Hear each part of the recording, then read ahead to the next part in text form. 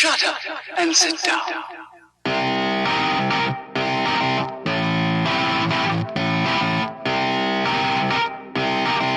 What's the story, Internet? I hope everyone is having a wonderful Monday so far. Hope you enjoyed the weekend's football, and I hope you're ready for another full week of fixtures.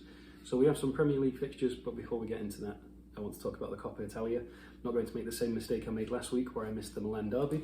The first match I want to talk about is Inter Milan versus Juventus, hence why it's on the board there. So this should be a thoroughly entertaining match, but it's interesting because Juventus aren't doing very well at the minute. They sit in fourth.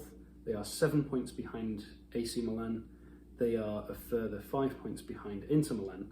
Now, they do have a game in hand, but for a side that has dominated the Serie A for the last decade and has Cristiano Ronaldo playing for them, among others, Paulo Dybala, Buffon, but that's not where you would expect that side to be.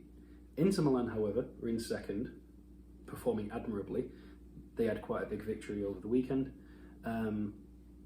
And I think it's going to be a very interesting match. Very difficult to call, especially because it's a two-legged fixture. So the first leg is Inter Milan's home leg, and then next week will be Juventus's away leg. The other semi-final is Napoli versus Atalanta. Be interesting to see what happens there. Atalanta did suffer a defeat over the weekend to Lazio. And Napoli ended up winning 2-0 against Parma. So, yeah, two very, very good fixtures. Should be thoroughly entertaining. So Inter Milan versus Juventus is tomorrow, Napoli versus Atalanta is on Wednesday, and then the return fixtures, again, Juve versus Inter Milan next Tuesday, and Atalanta versus Napoli on Wednesday. So now that we've got the Coppa Italia out of the way, let's go on to the Premier League. So first match is a relegation battle, Sheffield United versus West Brom. West Brom had a very good draw against Fulham. Should really have got the victory, and it would have been better for either side if they'd got the victory. Sheffield United put in an admirable performance against Manchester City, but ended up losing 1-0. So I think Sheffield United will be the one most up for this, especially after that draw with Fulham. And I think they're the most in need for points. Obviously, West Brom will be needing the points to catch up, to get themselves out of the relegation zone, but Sheffield United are dead last, so they're desperate for some points to take them out of take them off of the bottom. So if Sheffield United won, that would put them 1 point behind West Brom and 3 points behind Fulham, although Fulham do have a game in hand. If West Brom won, that would leapfrog them over Fulham, although, as I mentioned, Fulham do have a game in hand. So all to play for at the bottom of the table at the minute. Next match, Wolves versus Arsenal. This should be a very, very entertaining match. Arsenal with the 0-0 draw against Manchester United over the weekend. Wolves lost against Crystal Palace, so Wolves are in a bit of a blip at the moment. They did draw with Chelsea the match before that, and where's the match before that one? Then they lost to West Brom, so yeah, they're on a downward spiral at the moment. After the performances they put in last season, this is not where you would expect Wolves to be. So I think pretty safe to say that Arsenal's going to win this one. However, you never know. Wolves are a mixed bag. You never know which side's going to show up. Next match is Manchester United versus Southampton. Last time out, Manchester United left it late and came back from 2-0 down to win 3-2 thanks to Edison Cavani. After the 0-0 draw against Arsenal and the loss against Sheffield United, Manchester United really need to bounce back, and this is their opportunity to bounce back. But Southampton aren't a team to be sneezed at. They were a bit unlucky against Aston Villa with the VAR decision and the penalty decision that didn't go their way. But that's just football. Sometimes you're the better team and you lose 1-0.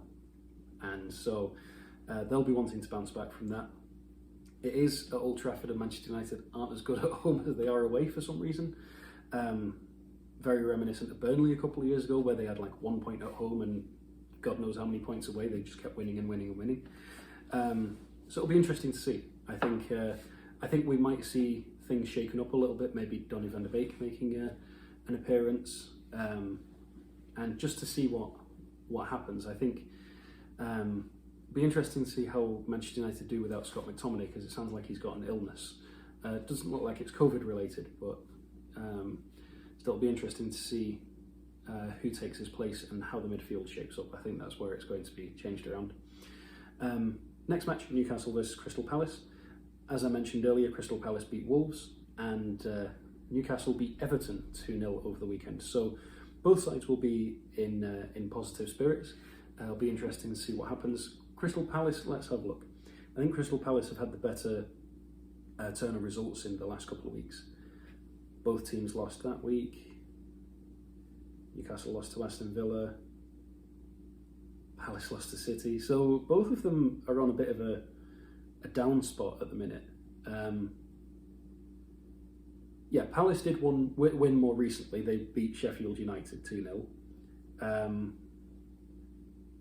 When did Newcastle last win? I can't even find it. It's been that long ago. With the exception of the Everton win, but before that, I can't even find where it was. So, two teams that are in desperate need of changing their spirits around. I think Crystal Palace will take the Wolves victory and take it to spur them on. I think it's more likely that Palace will win, although it is at St James's Park, and after Newcastle beat Everton, you never know. So could be a very entertaining match to see who comes out on top.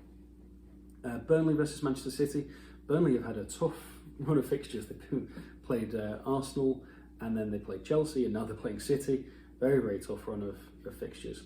Manchester City are on form at the minute. I think they'll continue that form, and I think it's going to be a Manchester City victory. However, if Burnley can play the way they did against Liverpool rather than the way they played against Chelsea, you never know. Manchester City have had a couple of dodgy results this year, so see if Burnley can exploit that. But I think unfortunately, I have to predict a Manchester City win.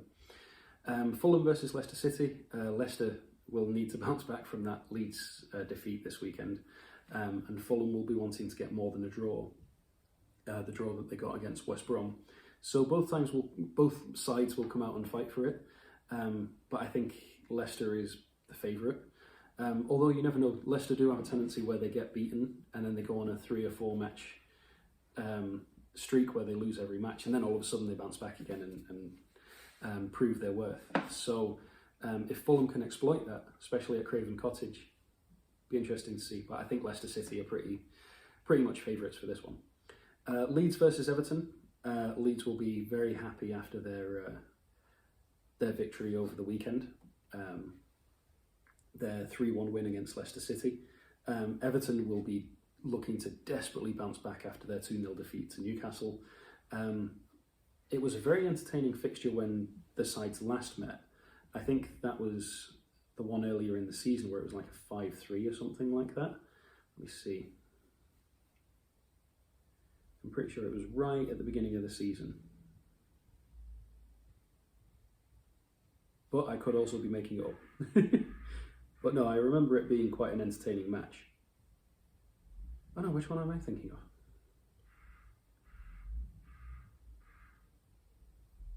Anyway, regardless, Leeds won last time out, so proves me wrong.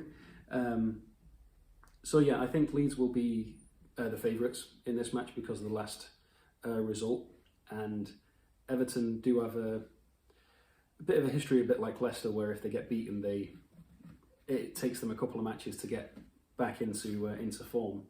But you never know.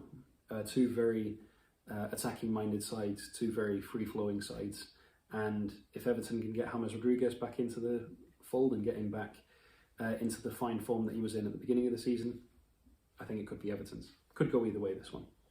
Aston Villa versus West Ham, the Battle of the Clarets. I think this could go either way. West Ham are obviously flying high at the moment. The high-flying Hammers, they're in 5th, but they're only 3 points ahead of Aston Villa, who have 2 games in hand. So if Aston Villa win this, they could level on points. They have the better goal difference, so they could overtake them, and it puts them in a position where, with those 2 games in hand, who knows where they could end up. If West Ham win, it would put them 1 point behind Leicester City, obviously before everything's played for, and would further cement their position in the Champions League places, or at least the Europa League place. So everything to play for. David Moyes has turned West Ham around this season. They look like a very good all-round outfit at the moment. Again, another very entertaining match. We've got a lot of entertaining matchups coming up this week. One match that I think is pretty set in stone, no disrespect to Brighton because they did beat Spurs last week, but is Liverpool versus Brighton. Liverpool have sort of picked themselves up, dusted themselves off, and are slowly getting that rhythm back up again. However, Brighton did give them problems last time out. They drew 1-1, and Brighton should probably have had the victory. Not to say that Liverpool didn't have their chances, but Brighton had 2 penalties, and so I think Liverpool have got to be careful, but at the same time, Brighton have got to be careful as well because Liverpool are on a bit of a tear at the moment. So, and then the last match in the Premier League, we have a London derby. We have Tottenham versus Chelsea. Mourinho hosting his old team. However, it's not the student versus the master this time. Frank Lampard is no longer there, so it'll be Thomas Tuchel's first big test.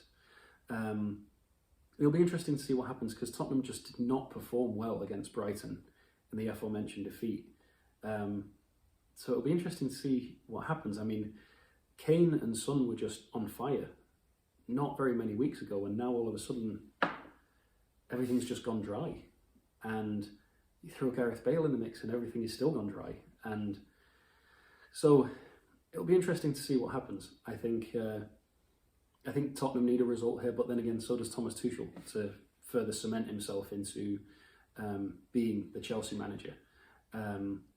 He got his first victory over the weekend, so he'll be in fine form. Or Mourinho will be able to become motivator-in-chief and motivate his side to push on against Chelsea. Should be a very, very entertaining match, as I keep saying about all of these. But so let me just quickly go through the channels for all of these matches. So Sheffield United versus West Brom is on Peacock. Wolves versus Arsenal is on NBCSN. United versus Southampton is also on NBCSN and Universal. Newcastle versus Palace is on Peacock. Burnley versus City is on NBCSN and Universal. Fulham versus Leicester is on Peacock, as is Leeds versus Everton and Aston Villa versus West Ham. And Liverpool versus Brighton is on NBCSN and Universal. And last but not least, Spurs against Chelsea is on Peacock. So yeah, that's a roundup of all the fixtures to look out for this week. Don't forget to keep an eye on the Coppa Italia as well. And in the meantime, I hope you're all staying safe and keeping out of trouble. Thank you very much for watching. I hope you're all having a wonderful day. And until Thursday, ta-ra for now.